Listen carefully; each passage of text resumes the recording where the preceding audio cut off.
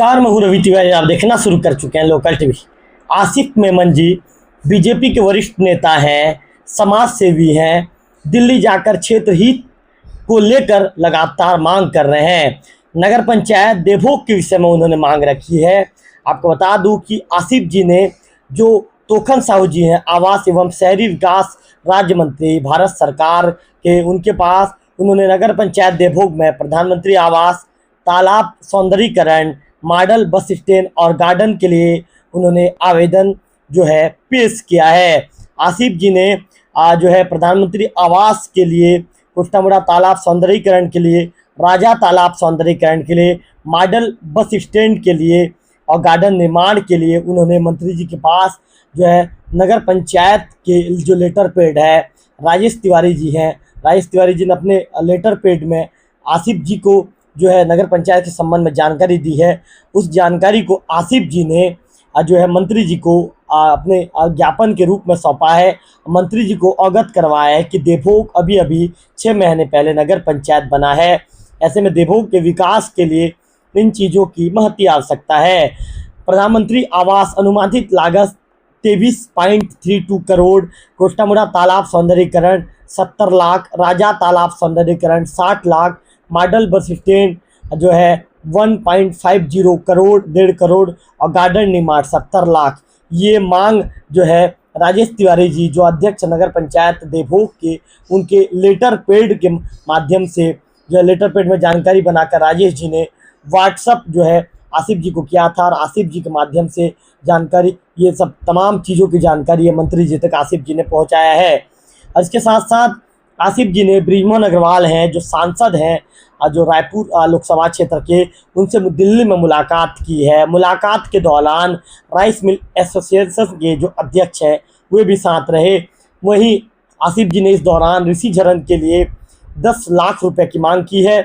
ऋषि झरन में जो है शौचालय की व्यवस्था के साथ ही गार्डन और अन्य चीज़ों की मांग की है मंत्री जी। वहीं सांसद बृजमोहन अग्रवाल जी ने आसिफ जी को आश्वस्त किया है कि इस मांग को लेकर मैं गंभीरता दिखाऊंगा, तुरंत इस पर उचित कदम उठाया जाएगा। इस तरह की बातों को आसिफ जी के पास कही है।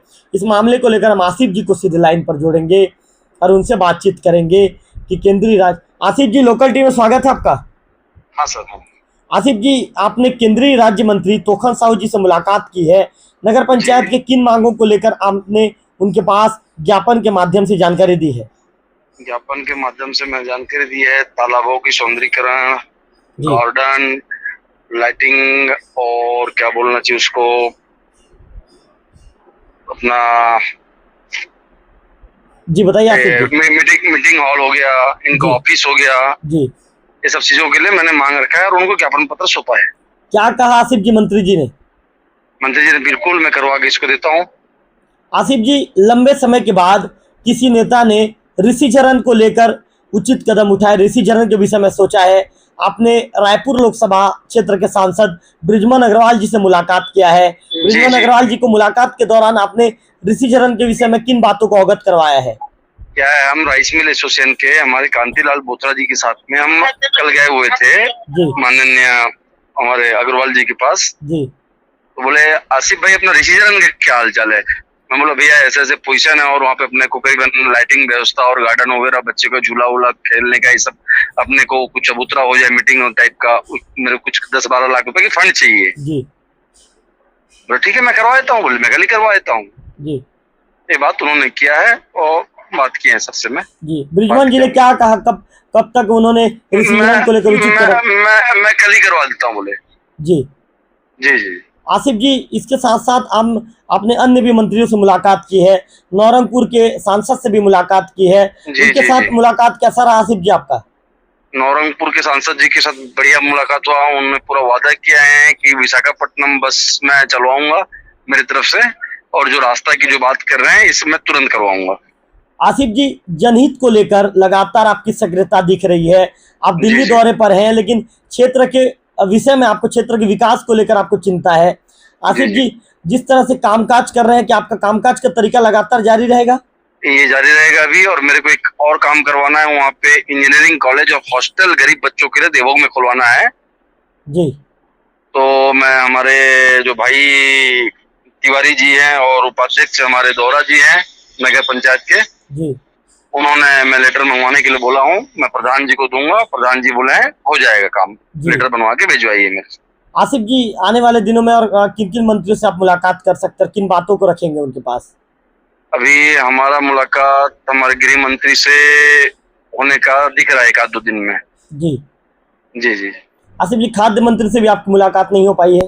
खाद्य मंत्री जी से हमारी टीम मुलाकात कर ली है। मैं माननीय अपना अग्रवाल जी के साथ मैं थोड़ा सा वो अपने को कुछ सामान खरीदना था जी, दिल्ली में, अपना शिवलिंग चाहिए था 1.5 फीट का, कोई ऑर्डर था जी जी। तो मैं माननीय ब्रिजमोहन भैया के साथ में मैं निकल गया थोड़ा सा।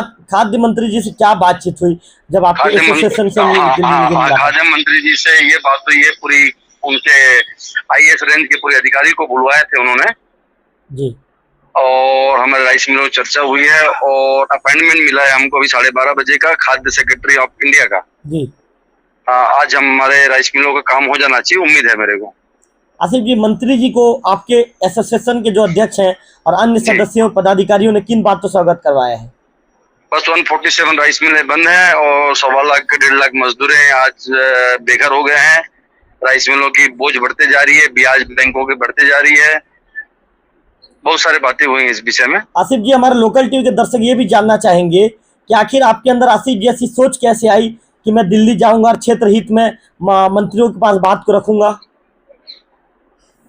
नहीं, मेरे को क्या, दिल्ली एक्चुअली मेरे 10-15 दिन की लाना था यहाँ पे जी।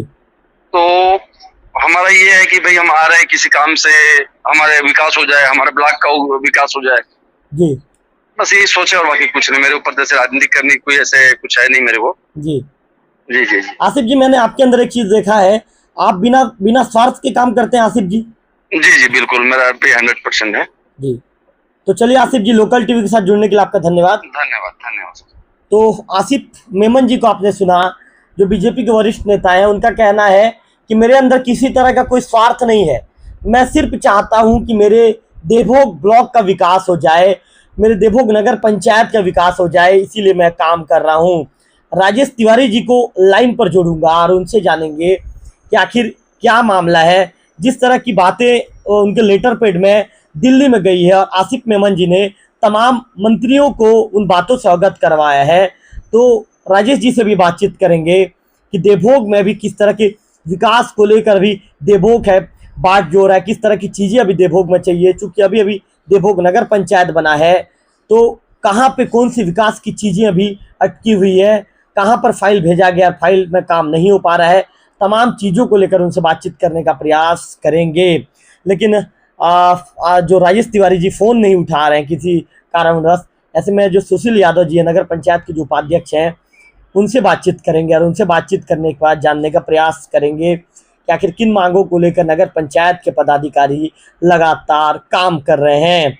हम आने वाले दिनों में इस मामले को लेकर जो नगर पंचायत की जो बीजेपी की जो पूर्व कैंडिडेट है अनिता विकास उपाध्याय के साथ ही जो पार्षद है वार्ड नंबर 8 की प्रतिभा सोनी जी, उनसे भी बातचीत करेंगे कि देवभोग में विकास को लेकर किस तरह का और प्रयास किया जाना चाहिए, कितना काम हमें अभी करना है।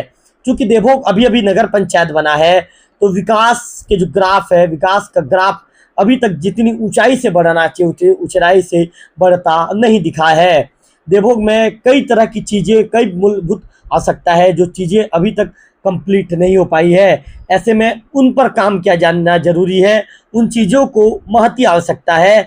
जिस तरह से देवभोग में जो सार्वजनिक शौचालय अभी देवभोग में बनना है, बस स्टैंड बनना है, राजापारा तालाब का सौंदर्यीकरण है, कुष्टामुड़ा तालाब का सौंदर्यीकरण है, इसके साथ साथ जो नगर पंचायत की बिल्डिंग है, अन्य कई तरह की चीज़ें हैं जो देवभोग नगर पंचायत में बननी है। देवभोग नगर पंचायत विकास की किरण पाने के लिए, विकास की किरण की अलख अभी भी यहाँ पर जलनी बाकी है। और जिस तरह आसिफ जी प्रयास कर रहे हैं, निश्चित तौर पर लोकल टीवी उनका धन्यवाद ज्ञापित करना चाहेगा।